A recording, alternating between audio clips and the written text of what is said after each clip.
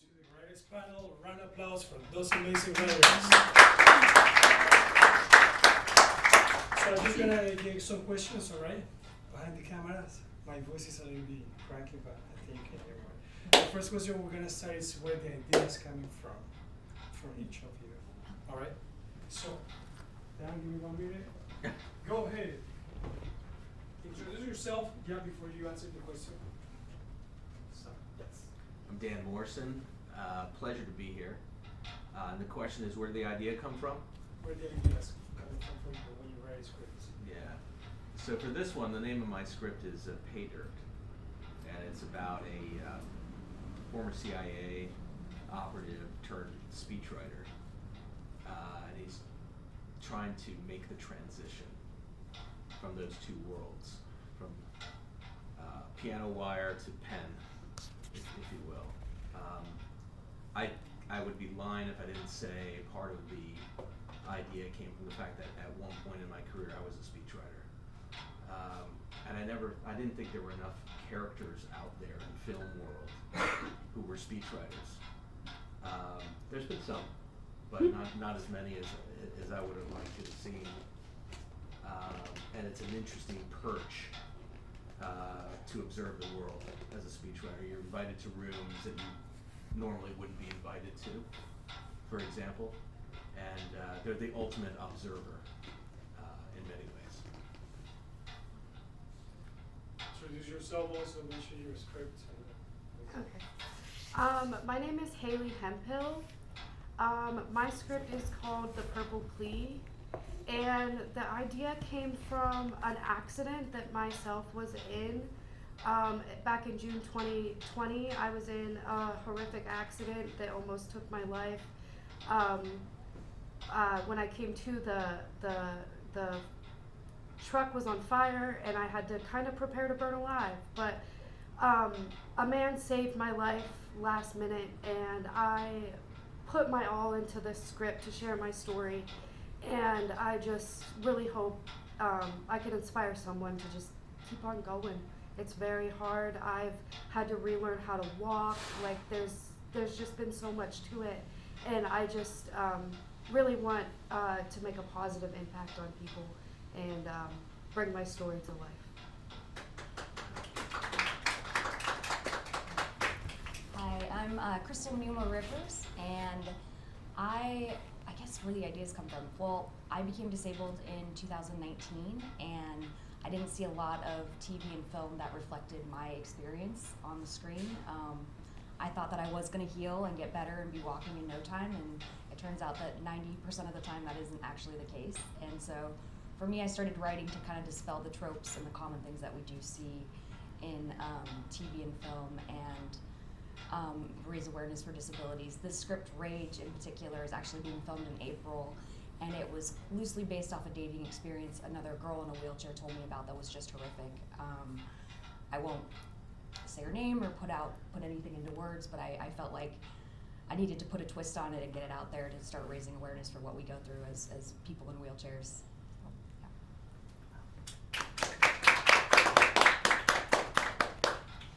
Hi everybody, my name is Nela Wagman, and my screenplay is called An Open Door, and it's about a middle-aged woman who has lived a very confined life, who becomes exposed to, that she takes in a stranger that she really doesn't want to, but she does, and it opens up her world in ways that she never expected. She also gets involved with someone who's involved in a sex trafficking ring, and she helps liberate a woman and child from that experience. It becomes a thriller after a lot of fun.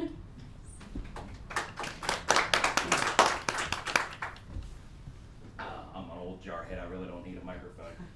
I'm Brandon Keeton. 2 E's in the Keeton, not like Michael or Diane. This industry would be a lot easier, I think, if I was related to one of them. I don't know. So I'm Brandon Keeton. My script here at the festival is Stories. Oh, I'm wearing a t-shirt. Stories. Stories is Gangsters in a Haunted House.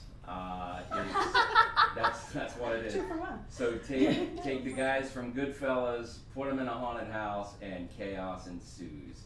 And it is really as simple as that. I wrote it when I was 12 years old in 1985 when I had a mullet, and it was awesome. I was writing a short story for my English class, and my band is any other Gen X's around here? You know Genesis, okay. So Genesis is my band. You know, everybody's got that one band, you know, that they follow forever. Genesis is my band. And of course I was listening to Genesis, and the song that was playing was Just a Job to Do. And it's about a assassin chasing his contract. So I was like, oh, cool, I'll write about that. The very next song on that album is Home by the Sea, which is about a haunted house. So I was like, oh, they're gonna go into the haunted house. He's gonna chase him into the haunted house. So I tell you that story because I do find that what I write tends to come from what I always wanted to see when I was a kid. I was an 80s kid, you know. I'm writing something right now which is loosely inspired by the Greatest American Hero TV show, if you remember that one, where he doesn't know how to use the super suit and he flies into walls and, you know. So that's where stories came from. It's basically my childhood.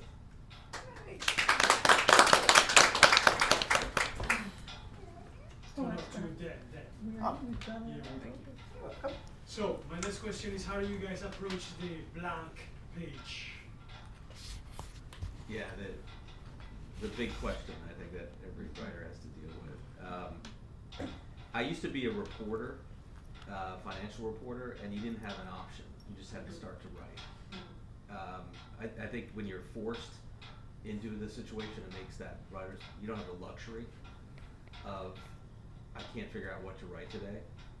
When you're in that situation, when you're in a newsroom, I think it's important to step away from it as well. You know, when you get that nagging notion in your head of, I can't do this right now, or I know that I'd be refreshed if I went for a walk. Super important, I think, to step away from it as well. I've never actually suffered from it, weirdly. I know a lot of people do. And I met a guy at out in LA at a conference a couple years ago when the writer's strike was happening. And I said, what are you doing here? And he said, well, I'm an out-of-work screenwriter in Hollywood. And we got to talking about AI. And I know we all have different views about AI. But it was interesting to hear his take on it in terms of addressing things like writer's block. You know, he found it very helpful in many ways. You know, how do you take a plot that's just driving you crazy, and how do you fork that? You know, asking AI can sort of get the juices going, or you've got a character you hate or love, you know, and you just want to turn that up a notch in some way. So I found that I know we all have different views of what AI is going to do for us or not, but I think there's probably a co-pilot element to that going forward. You may have different views. Oh, writer's block. It's something we all go through. We've all stared at a blank page, I'm sure. The way I go about seeing a blank page and finding what I'm going to write about is tuning into my emotions. I write from the heart, always.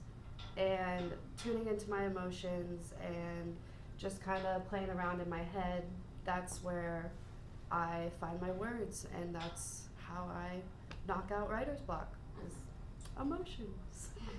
I don't know. I'm still a little bit afraid of AI. Like but I'm open to it. I feel like it is going to be a tool, and it does need a co-pilot, so that makes me feel a little bit better. For me, I start writing in the morning, and I make myself write 10 minutes a day, no matter what.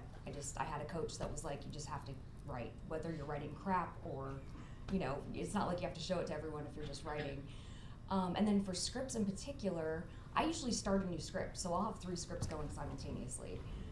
That way, if one I get blocked on, I'll be like, oh, but I have an idea for my other one. Let me go swap back to that. So that way I always have something I'm in the process of making. So for me, I guess writing makes writing, and that's how I deal with writer's block. Short answer, long walks.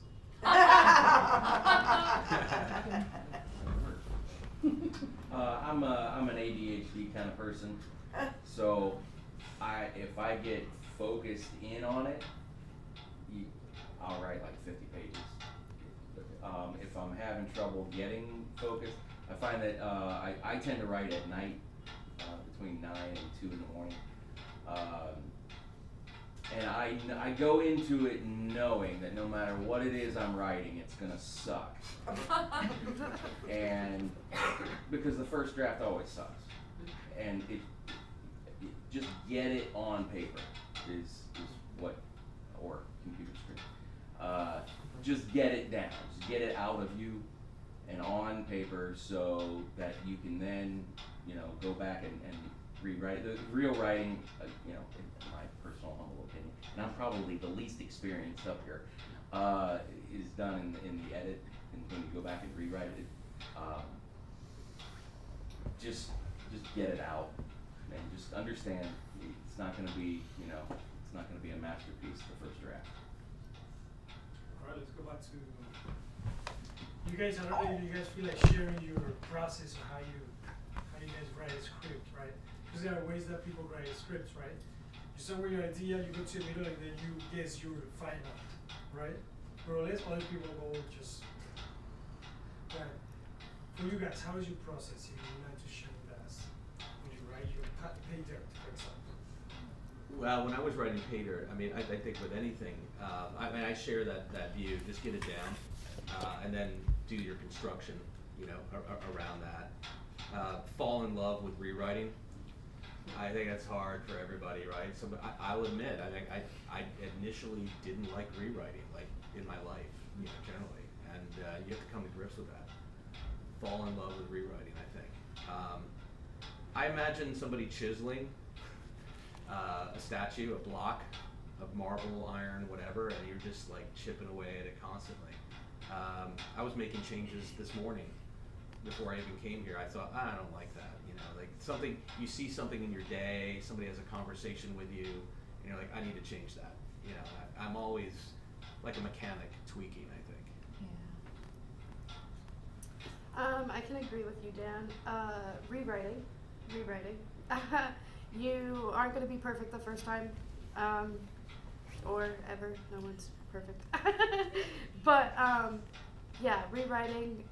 Starting for me, it's starting at my strong points, like what I think about the most, what the most impactful part, because I really want to get that down.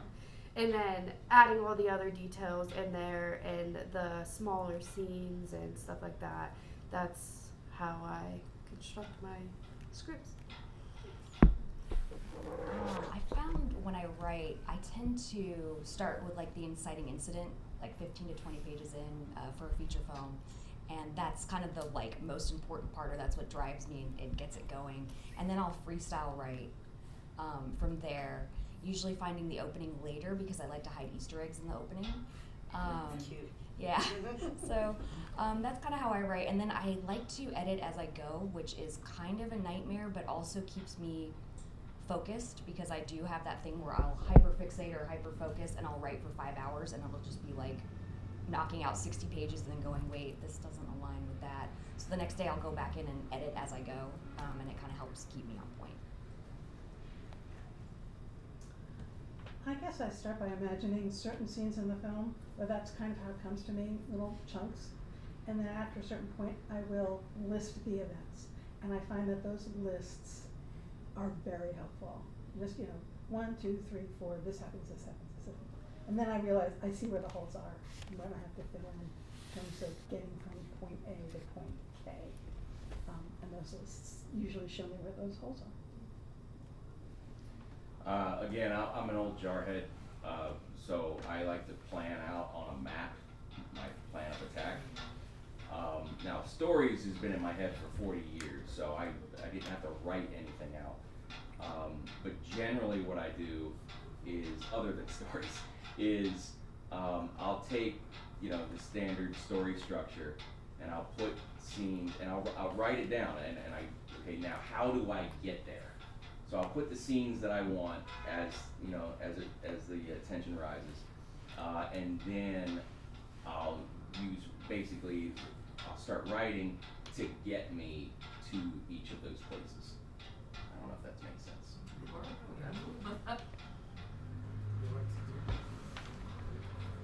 What about you guys? You guys forced to write, or you need motivation to write? Which path do you choose, or both? My motivation to write is I get upset or bored with the real world around me. Maybe you guys do too. Like you think there's got to be something better than this, than the headlines I'm reading today, or you imagine something better. Right? I think for me it starts there. Sometimes it's out of frustration. I wish something was different. Sometimes it's an observation.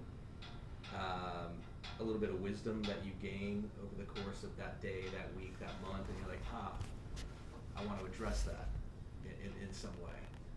And in my case, my film is a screenplay is it's a thriller. It's also to have some fun and have some surprises, and also that ancient concept of discovery with any character. Like, what do they think they knew about themselves, and they were just totally hopelessly wrong? What do they learn about themselves? It's one thing I love about the genre is you can do that efficiently with screenplays. I'm very motivated. I could hear someone say a simple sentence or a couple words, and boom, my mind is just going crazy, and I will write it all out. It doesn't take much for me to get motivated to write. I love writing. So yeah, I could hear a simple sentence or a couple words, and I could give you a whole story. So I have all different motivations for writing. When I first started writing, it was a way for me to learn to speak again after a stroke, and I found myself within like cognitive behavioral therapy, and my therapist would be like, oh, that conversation or that injustice that happened today with something or other, how would you have liked that to go? And so I would write the scene, and I would basically rewrite it in how I would have liked it to go. So that's how I started writing, and I think from there, anytime I would hear or see something that frustrated me, I would find a way to work it into a story and kind of raise awareness for it. I love hearing these stories. It's fascinating just to think about how everybody here generates their fantasy differently. Short answer, deadlines.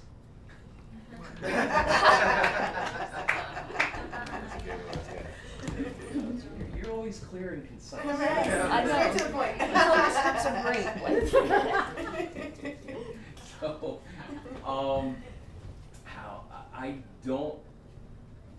I did not come here expecting to give my life story, but I will. I had a scholarship to college for acting when I was in high school, and I didn't take it. I joined the Marine Corps instead. I stayed in the Marine Corps for 21 years, and then when I got out, I owned a small business. I did that for 10 years. Yay, capitalism, became a self-made millionaire guy. First in my family to do it. I was very proud of that on paper, not reflected in my paycheck. Guess how many films are funding now? But yeah, I was very successful at business. But I found that, and I mentioned it earlier, that a lot of what I'm writing goes back to my childhood. That's because I didn't do shit creative for 30 years. And now it's like a dam has broken, and all of this stuff is coming out. And a lot of it harkens back to my childhood, because that's when I remember being creative. My intern here, Christian, say hi, Christian. Hello. The college gave me an intern. I can't believe it. It's so awesome. On the way up here. We outlined a script for a trucker movie. Why? Because coming from Pennsylvania, it's a trucking hub. We saw a bunch of 18-wheelers going by. I'm a country guy, in case you hadn't noticed. What you're hearing right now is a conscious effort to hide my accent. And we started outlining a trucker movie. when was the last time you saw a really good trucker movie? Like Smokey and the Bandit. Again, going back to my childhood, Smokey and the Bandit, Over the Top, BJ and the Bear, and all the all the songs that go along with, all the country songs that go along with that sort of thing. So for me, I really haven't encountered writer's block too much. I really haven't encountered not being able to find something to write about because all of this was backed up, and it's now starting. I'm getting emotional, I apologize. Now starting to come out because it finally has a way to be released. So maybe in the future I'll be looking at a blank page and not knowing what to do. But for now, I don't.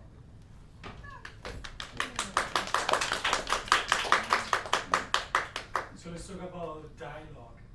How do you guys make it natural? It's one of the trickiest part in a screenplay. Yeah. Not to make it sound every character the same, Yeah. which you see that in movies most of the time. How do you keep that I mean, I balance? start with an observation that people in real life don't say what's truly on their mind. The truth is somewhere in the middle, the unsaid, if you will. That's where the gold is. You know, you can express a ton of emotion in very, very few words. I mean, people often say one of the best examples of that is from the Bible. Jesus wept.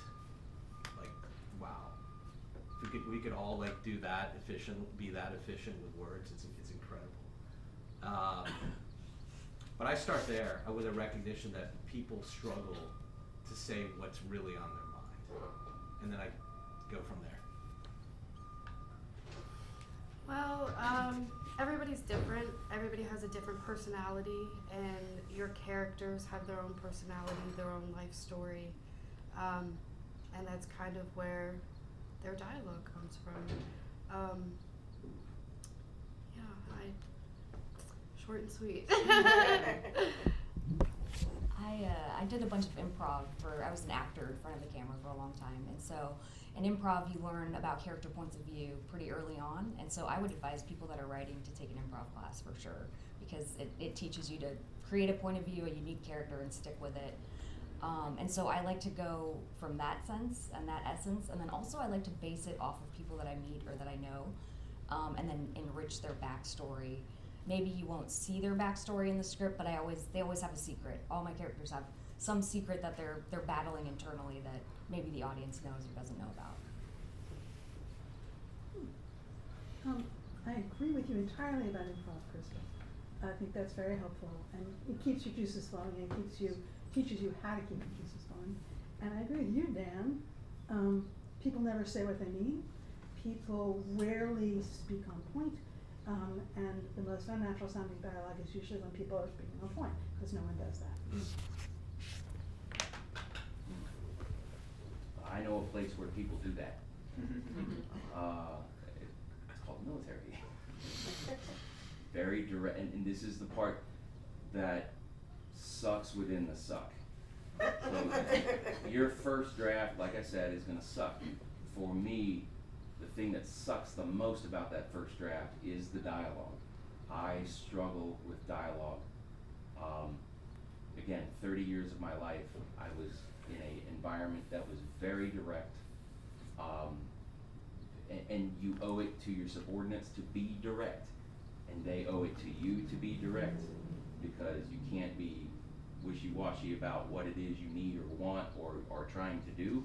And then when I got out of the service, I was a coach. I went to martial arts school. And being a coach, you're expected to be direct. This is what you need to work on. This is what you, so on and so forth. So for me, dialogue is the one thing, because regular civilian people don't say what they really mean, I have a hard time, and that was part of my adjustment when I got out of the military, was learning to talk to people again. And so dialogue for me is absolutely, I'm probably gonna struggle with that for a while. Yeah, that is hard. Take improv class. Yeah, I know, right?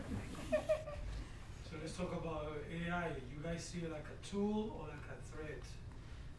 Because that's what we got now. I mean, many people is using it. Period. Yeah, AI ain't nothing. Yeah. Look, as I was alluding to before, I mean, I don't think we know fully yet. That gentleman that I mentioned, who was an out-of-work screenwriter in Hollywood who I met, I mean, he was of the opinion that it's not writers who are going to lose their jobs, it's writers who don't embrace AI who are going to lose their jobs. I kind of agree with that to a certain degree. I am a big believer that, you know, however we use AI, we got to keep the human in the loop. And probably the best scripts out there are going to be the ones that can really master that. You might have used AI for a little bit of research. You might have used it for a plot fork. You may have used it for character development, but really it comes down to, like, you are the human behind making that character do this, this, this, or you are the one bringing forth the emotion. Because as much as we all use AI, I don't see the emotion as readily. It doesn't bounce through. It can write very well. It can do a lot of things really well, but I do still look, and maybe it'll ultimately be great. We get to AGI, and maybe it'll be just great, and it'll write the scripts for us. But I'd still like to write the script. So I'm not like completely against AI. I like the idea of getting ideas, and but the fact that there's some like AI programs that just want to write the script for you entirely, and it's like, wait a minute, I'm the writer. Like, I would like to write my own script. Yes, AI can give me ideas. AI can help me do research. However, I will never let AI write my script. I go back and forth with the AI thing. I know I have to learn to use it. It's not going anywhere, and I think that we all have to learn to embrace it. I even bought a book to help me learn to work with AI as a writer. I haven't read it yet or started, but I will get there. My biggest fear, I guess I will say, is that with 1% of casting only going to people with disabilities and 25% of it reflected in the population, I'm worried that AI is going to continue to alienate and marginalize communities because it's going based off of old movies that were made. And so that's kind of my fear with AI, is that we're going to go backwards and we're going to see a lot of the same things again. So that's where I lay with AI.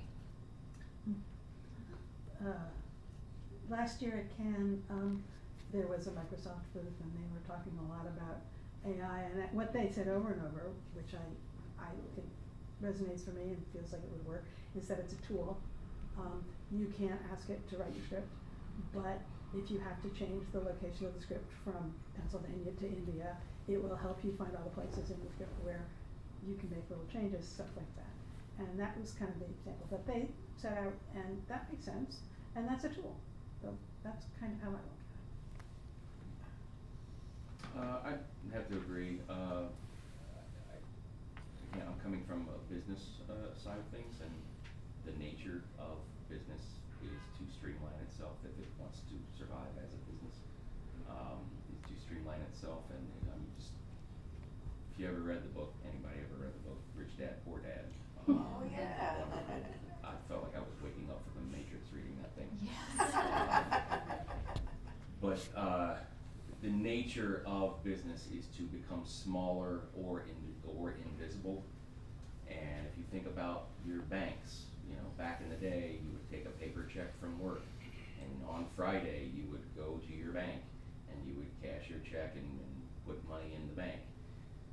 Now you take a picture of your check, if you even get paper checks anymore, and it's automatically deposited.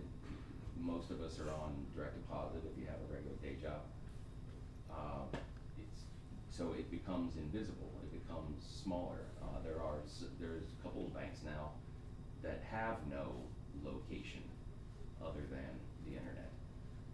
So I just think it's the natural progression of business, and you just have to learn how. And I agree. You just have to learn how to use it to where it doesn't take over creative will always be a human being. Right. Having said that, I don't know how to use it yet. Still banging away. Let's go back to the story. I do 2 more questions and then I open up for the theme. Do you guys start writing a screenplay by the theme or the thing you find during the way? What do you think? You know, like love. I want to write sort of love. Oh. You can answer. I Oh, see. oh, So the question is, where do you how do you start? Yeah. Do you start with a theme? or Do you start with find something? the way? Yes. Correct. I can only, I mean, with my screenplay pager, it started with an observation that we're in a kind of once in a generational conflict with China. So the background of it is China and the United States both desperately trying to get their hands on rare earth metals in Africa. And an observation that that is not going to go away, that we are in a, some people call it a Cold War, I'm not sure I agree with that necessarily, but we are in a sustained competition with China as a country right now. And I found that interesting. I thought, like, it's not going to go away, to your point about AI, it's not going to go, this is something we need to address. How can it be addressed? And then also, I get really into rare earth metals in a geeky sort of way. I went down this rabbit hole of an article that I read, and I was like, it's in everything. These lanthides on the periodic chart are in everything. And I started from there. Like, okay, basic elements, what is that? What does the impact of those elements have on our contemporary world? And kind of went from there. I don't want to say I don't go with the flow, but I do like theme. With the Purple Plea, it was pretty, I wouldn't say easy, but I had the accident, I had my storyline, I just had to put it on paper, so yeah. I tend to write, I tend to purge, I would call it, because I end up writing like 120 pages and then I pick and choose and find the theme afterwards. And then I go back through and I'll edit and write towards that theme. So I wish I could start with theme and do it that way and then do an outline and do it kind of like, I guess they would teach in film school. I didn't go to film school.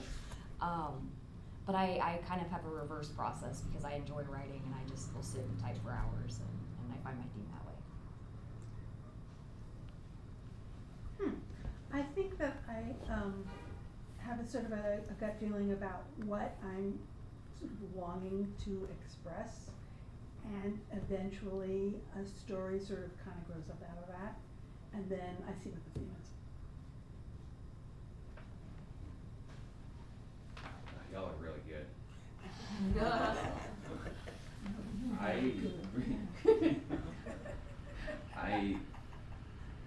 I don't know. I saw trucks on the way here. When was the last time we saw a truck movie? Let's outline this. What do we want to see? What do I want to see? So yeah, the dam is broken and it comes from anywhere. I don't know where it comes from. Other than I want to see things that I saw in my childhood. The 80s were a great time to be a kid. And I don't know. It just I don't know where it comes from yet. I haven't honed in exactly. You know, anything can strike me as that'd be cool to delve into. And I think it's because I'm not as experienced. What am I doing up here? I'm not as experienced as the other writers up here probably, and so I haven't found, I guess, a mold for myself yet as far as where things come from.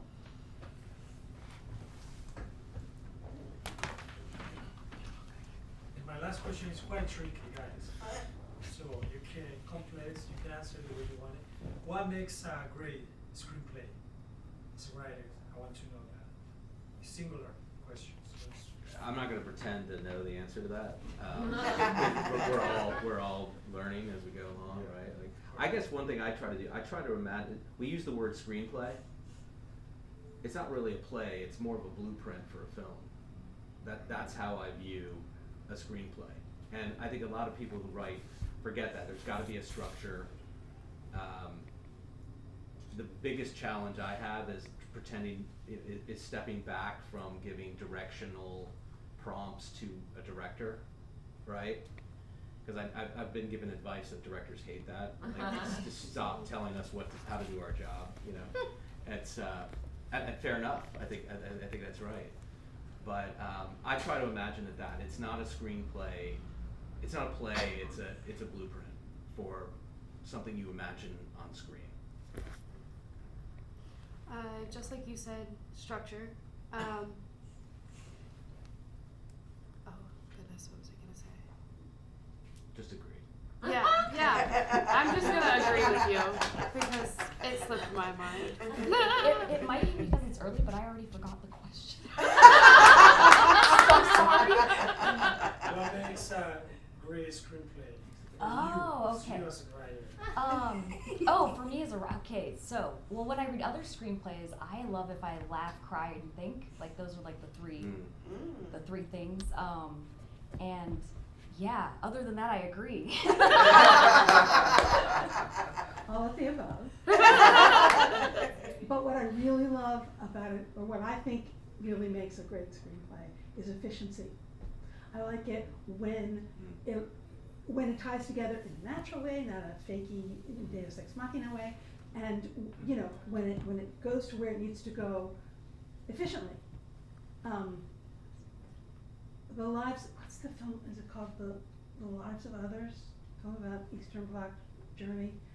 One of my favorite movies of all time, and it's just tight. Like Chinatown is tight. So I know not every character can be the main character, but I do like when minor characters get a small arc, especially in comedies. Adam Sandler's movies are wonderful for having minor characters have a small arc, and I'm thinking specifically of Chris Farley's bus driver character. He ends up with the penguin at the end when everybody's pairing off. I think another thing that I think makes a great script is, and I'm going to say this extremely selfishly because I'm an actor as well, I think actors can make your screenplay more than what a good actor can make your screenplay much more than what it may be on paper, because they will find subtext that you didn't know you wrote. I guess that makes sense. Guys, I'm gonna open up only for one question. So Oh. it's gonna be the lucky guy. Damn. I want And to good? That's you. So you all can answer and then we wrap up. Mic it, or do you just want me to say it? You said with the mic. you Oh, know. okay. Sure. special. He's special. So the question is for all of the panelists, and it's something I like to ask successful screenwriters. And what my definition of successful is you wrote something. You're proud of it, right?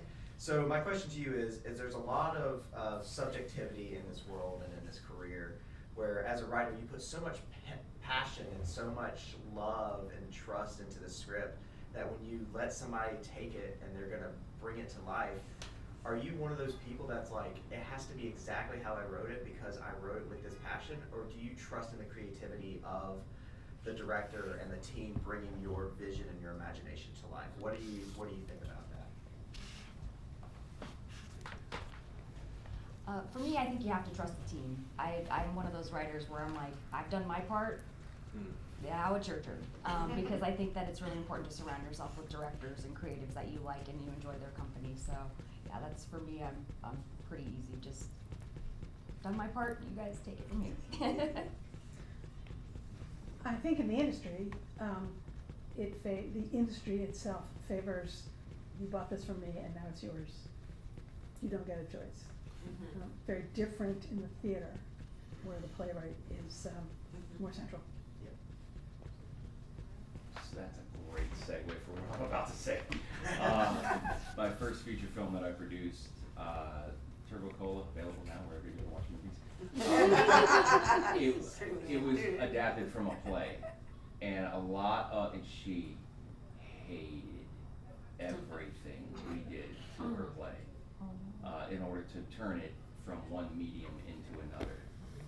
And I think I learned, based on that experience, that there is a difference between, because she was coming from a theater world, and the director and I were coming from a TV film world, and I now knowing 5 years later, where that tension was coming from, I think I probably would have handled it differently than the way I did. So, I was fresh from being a jarhead and fresh from owning the martial arts school, so just let you know how that turned out. So I learned early on, you can pour your passion into it, but once it's done and somebody else is having a hand in working on it, it's a collaborative process, and you can't fall in love with too much. There can be things that you stick to, like, look, you gotta put this in here. You can do that, but don't do that too often. Don't fall in love with it after you've fallen in love with it.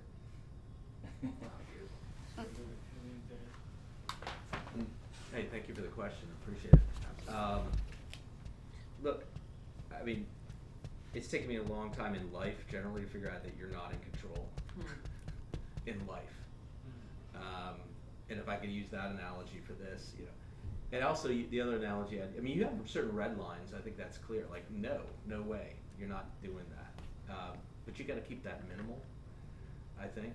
And I also kind of imagine a road trip. If you're on a road trip with the director and you're driving, on a 24-hour trip, you're not going to try to drive the whole way yourself. It's like, I'm going to sleep.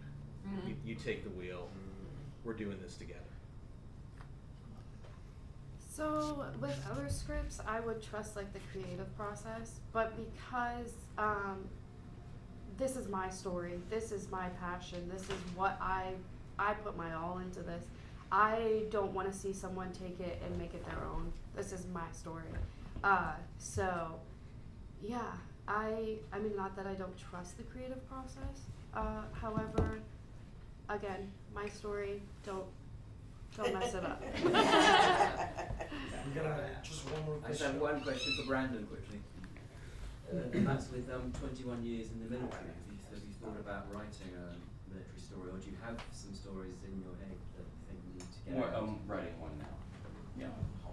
And it's where stories is a passion project because where stories is a passion project because I started it when I was 12, and it's finally like a mental kidney stone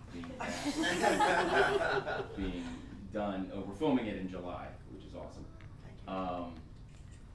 And one of, I guess, my next passion project, I know every filmmaker has at least one. I'm going to have two, and one of those is going to deal with some of the things that I did deal with when I got out of the military. 75% of Marines who do 20 years or more in the Marine Corps have some kind of adjustment disorder, and I was no different. It takes you down a dark path, and I have something that I want to do. I don't know, it's really personal, and I haven't let anybody see it yet. But as we've discussed, you have to. So eventually, I'm going to have to, get that out. But yes, I do have one that I'm going to tell. Because you're in quite a unique position where you've been through that, and yet you have this ability to express it and capture it and write it. Acting saved my life.